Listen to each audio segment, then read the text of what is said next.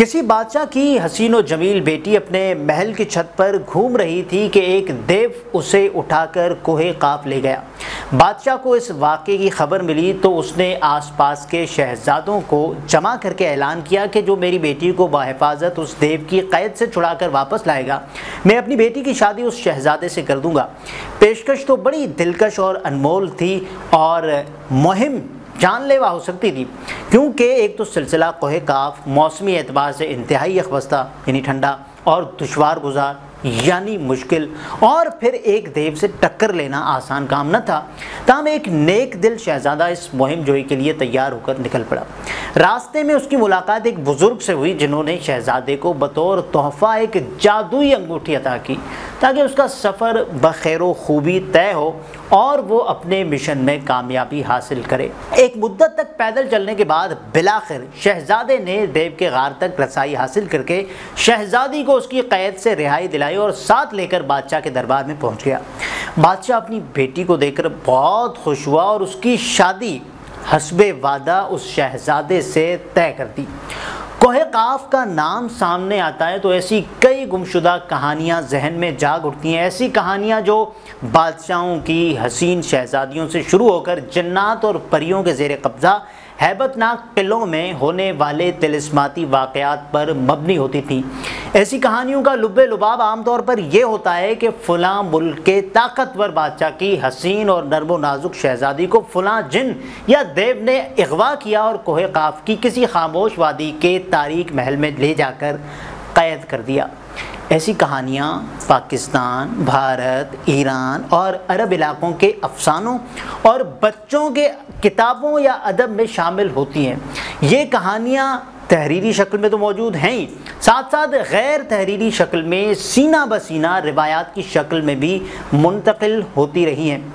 بڑی بوڑھی نانیاں اور دادیاں ہمیں کوہ قاف کی پریوں کی کہانیاں ہمیشہ سے سناتی آئی ہیں۔ اردو ادب میں تو اس پر باقاعدہ کئی چھوٹی بڑی کتابیں لکھی گئی ہیں۔ انہی قصے اور کہانیوں کی بنیاد پر ہمارے ہاں بعض کلاکاروں نے پریوں کی شکلوں پر مبنی پوسٹرز تک چھاپ دیے، جس میں ایک نہایت خوبرو لڑکی اپنے سنہری پروں کے ساتھ اڑتی ہوئی دکھائی دیتی ہے۔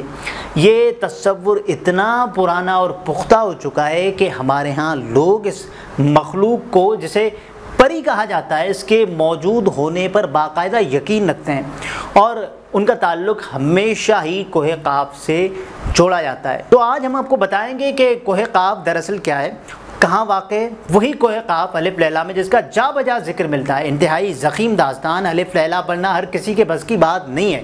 اکثر نے تو خلاصہ ہی دیکھا ہوگا اور نہیں تو بچوں کی الف لیلا نامی مختصر کتاب پڑھی ہوگی، اور ٹیلی ویژن پر اینک والا جن نامی ڈرامہ سیریز میں کوہ قاف کا ذکر بارہا سنا ہوگا۔ کوہ قاف جسے عرب قفقاز اور انگریز کیکسس کہہ کر پکارتے ہیں اور یورپ اور ایشیا کے درمیان واقع ایک پہاڑی کے سلسلے کا نام ہے۔ اس کی بلند ترین چوٹی کا نام البروس ہے، جو سطح سمندر سے 5642 میٹر بلند ہے۔ جغرافیائی طور پر اب یہ واضح نہیں ہوا کہ کوہ قاف یورپ میں ہے یا ایشیا میں، اس لیے ابھی تک یہ بات بھی واضح نہیں کہ یورپ کا سب سے بلند پہاڑ البروس ہے یا ایلپس، جو سطح سمندر سے 4808 میٹر بلند ہے۔ مختلف ممالک میں کوہ قاف کی شاخیں پھیلی ہوئی ہیں۔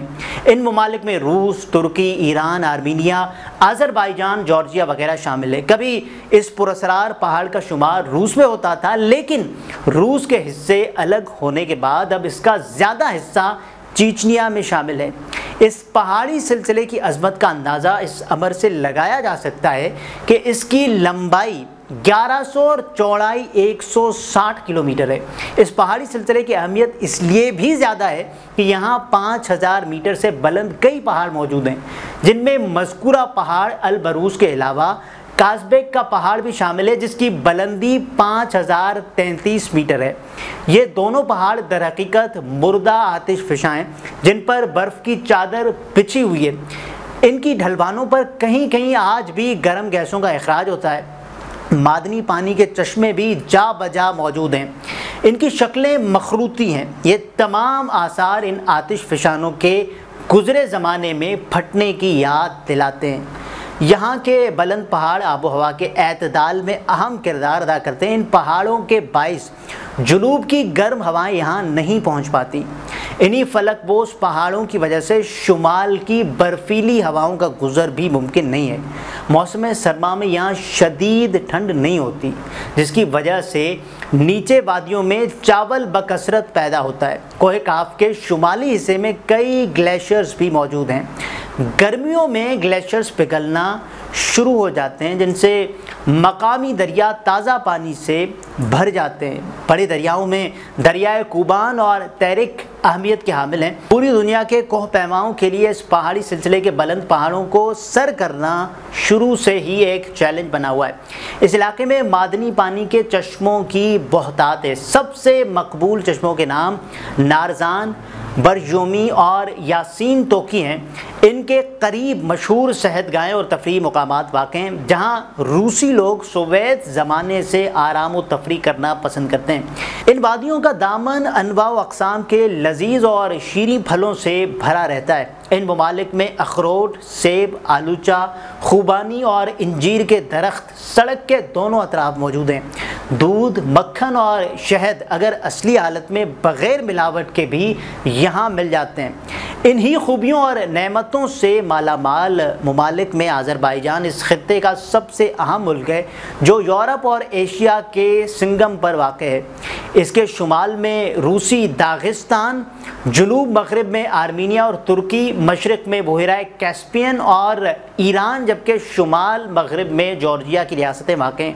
ایک اندازے کے مطابق اس کی آبادی 1 کروڑ کے قریب پہنچ چکی ہے، جس میں 90 لاکھ کے قریب آذری نسل کے لوگ ہیں۔ باقی اقوام میں آرمینیائی، ترکی اور ایرانی اور روسی وغیرہ ہیں۔ اکثریتی طبقے کا تعلق اسلام اثنا عشرے سے ہے۔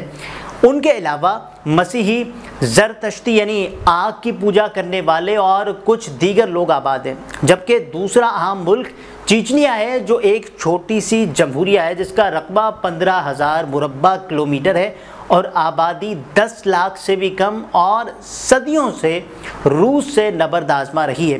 گو کہ کوہ قاف کا یہ پورا علاقہ 16ویں صدی سے صفوی ایران، سلطنت عثمانیہ اور زار روس کے درمیان کشمکش اور مارکوں کا مرکز رہا ہے، لیکن چیچنیا کے عوام نے اپنی آزادی کی جنگ کا آغاز اس وقت کیا جب 18ویں صدی کے آخر میں عیسائی جارجیا نے ماسکو کے ساتھ اتحاد کیا اور چیچنیا ایک طرف جنوب میں جارجیا اور شمال میں روس کے گھیرے میں آ گیا۔ اگر آذربائیجان کی بات کریں تو زار روس کی 80 سالہ بادشاہت سے نکلنے کے بعد پورا آذربائیجان یعنی موجودہ اور ایرانی آذربائیجان ایک آزاد ملک بنا، اور اس کا دارالحکومت ایرانی آذربائیجان کا شہر تبریز تھا۔ 1920 میں سوویت یونین نے دوبارہ اسے ہڑپ کر لیا اور 1991 تک یہ سوویت یونین کا حصہ رہا۔ تیل، گیس اور دیگر معدنیات کی دولت سے مالا مال یہ اسلامی ملک 1991 میں کمیونسٹ تسلط سے چھٹکارے کے بعد اب پہلی مرتبہ ٹیک آف کرنے کے موڈ میں ہے۔ جس منظم طریقے سے یہاں پر ترقیاتی کام ہو رہے ہیں، اس سے اندازہ ہوتا ہے کہ آئندہ چند برسوں میں یہ ملک کوہ قاف کا دبئی اور قطر ثابت ہوگا۔ اس پورے علاقے کی تاریخ قبل مسیح تک جاتی ہے۔ پارسی یا آتش پرست مذہب کا بانی زرتشت اس خطے میں پیدا ہوا اور اس کی تعلیمات سے ایران قبل از اسلام تک آتش کدہ کہلاتا تھا، کیونکہ وہاں زرتشتی مذہب کی حکومت تھی۔ اسی تاریخ کو لے کر اقبال اپنی نظم شکوہ میں کہتے ہیں کہ کس نے ٹھنڈا کیا آتش کدہ ایران کو۔ جیسا کہ ہم نے آپ کو پہلے بتایا کہ پاکستان، ہندوستان اور ایران میں کوہ قاف کے متعلق جنات اور پریوں کے بے شمار قصے مشہور ہیں، جو نہ صرف عوام میں سینہ بسینہ منتقل ہوتے رہے بلکہ بچوں کی کہانیوں میں بھی باقاعدہ لکھے جا رہے ہیں۔ ہو سکتا ہے اس میں کچھ صداقت بھی ہو سکتا ہے یہ ویران جگہ جنات کا مسکن ہو، لیکن تصدیق کرنا بہت مشکل ہے۔ باقی اللہ ہی بہتر جانتا ہے کہ اس میں کتنی سچائی ہے، لیکن کچھ تاریخ دانوں کا خیال ہے کہ یہاں کے موسمی حالات اور خوبصورتی کی وجہ سے اسے طلسماتی جگہ یعنی جادوئی جگہ کہا جاتا ہے۔ مثال کے طور پر اگر آذربائیجان کے شہر باکو کی بات کریں تو اس کے قریب ایک ایسا پہاڑی علاقہ ہے جہاں سردی کے موسم میں زمین سے آگ نکلتی ہے، جا بجا شعلے لپکتے نظر آتے ہیں، اور حیرت کی بات یہ کہ بارش بھی اس آگ کو بجھا نہیں سکتی۔ یہاں کے لوگ اس کو نعمت خداوندی سے تعبیر کرتے ہیں کیونکہ سخت سردی میں انہیں یہ بچاتی ہے، اور وہ لوگ اس آگ پر کھانا پکا لیتے ہیں، گرمی آتے ہی یہ آگ بجھ جاتی ہے۔ ہزاروں سیاح سردی کے موسم میں اس آگ کے نظارے سے لطف اندوز ہونے کے لیے ان پہاڑوں کا رخ کرتے ہیں۔ اس کے علاوہ باکو شہر بحیرہ کیسپیئن کے کنارے واقع کمال کی نقشہ نویسی اور عمارتیں دیکھنے کو ملتی ہیں۔ ساحل سے ملحق پرانا باکو اولڈ سٹی ہے۔ لاہور کے پرانے شہر کی طرح اس کے گرد بھی پتھر سے بنی فصیل ہے۔ عوام اور حکومت نے اسے جوں کا توں برقرار رکھا ہے۔ فصیل شہر سے لے کر اندرون شہر کی عمارات تک کہیں ایک اینٹ بھی ہلنے نہیں دی گئی۔ وہی پتھر کے بنے گھر، تنگ گلیاں، ڈیوڑیاں، چوبدار کوکوں والے دروازے، جھروکے اور کھڑکیاں کسی پرانی فلم کا نظارہ پیش کرتی ہیں۔ یہاں کے مشہور شاعر اور قصہ لیلا مجنوں کے خالق نظام گنجوی کے نام سے منسوب علاقہ نظامی اسٹریٹ رات دن سیاحوں سے بھرا رہتا ہے۔ آذربائیجان ایک اسلامی تاریخ کا خزانہ ہے۔ باکو میں اگر امام موسیٰ کاظم علیہ السلام کی بیٹیاں دفن ہیں تو جنجا شہر میں امام محمد باقر علیہ السلام کے 2 بیٹے اسماعیل اور ابراہیم کے مزارات ہیں۔ صوبہ نیختچوان میں اصحاب کہف کی غار ہے۔ اس کے علاوہ بھی بے شمار تاریخی مقامات ہیں۔ دوستو، دنیا رازوں سے بھری ہے۔ کئی رازوں سے ماہرین پردہ اٹھا چکے ہیں، جبکہ کئی اب بھی مخفی ہیں۔ یہ دنیا جتنی حقیقی ہے اتنی اس میں تخیلات کی آمیزش بھی ہے۔ انہی زور تخیلات کا نتیجہ ہے کہ بہت سی چیزیں اپنا وجود نہ رکھتے ہوئے بھی اس دنیا کی معلوم ہوتی ہیں۔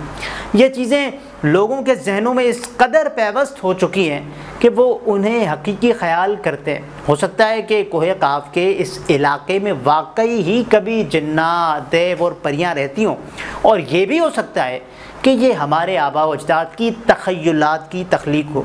لیکن جو بھی ہے، ان کہانیوں اور کوہ قاف کے قصوں نے یقیناً ہمارے بچپن کو خوبصورت بنایا ہے۔